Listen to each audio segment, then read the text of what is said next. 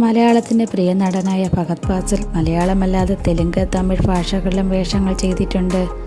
അല്ലു അർജുൻ ചിത്രമായ പുഷ്പയിൽ ഫഹദിന് വളരെയധികം പ്രശംസ കിട്ടിയ ചിത്രമായിരുന്നു. കഴിഞ്ഞ വർഷം റിലീസായ ഒരു ചിത്രത്തിലെ അനുഭവത്തെക്കുറിച്ച് പറയുകയാണ് താരം ഇപ്പോൾ.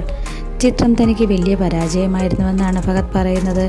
കഴിഞ്ഞ വർഷം ഒരു വലിയ ചിത്രം എനിക്കൊരു വലിയ പരാജയമായിരുന്നു. അതുകൊണ്ട് അതിനെക്കുറിച്ച് സംസാരിക്കാനും താല്പര്യമില്ല. ചില കാര്യങ്ങൾ നമ്മുടെ നിയന്ത്രണത്തിലല്ലെങ്കിൽ അത് വിട്ടുകളയുക, ആ പാഠമെടുക്കുക, ഫഹദ് പറയുന്നു. ഹോളിവുഡ് റിപ്പോർട്ടറിന് നൽകിയ അഭിമുഖത്തിലാണ് ഇക്കാര്യം പറഞ്ഞത്. ചിത്രത്തിൻ്റെ പേര് പറഞ്ഞില്ലെങ്കിലും പുഷ്പ 2 ആണ് ഫഹദ് പറഞ്ഞ ചിത്രമെന്ന് ഒരുപാട് പേർ വാദിക്കുന്നുണ്ട്.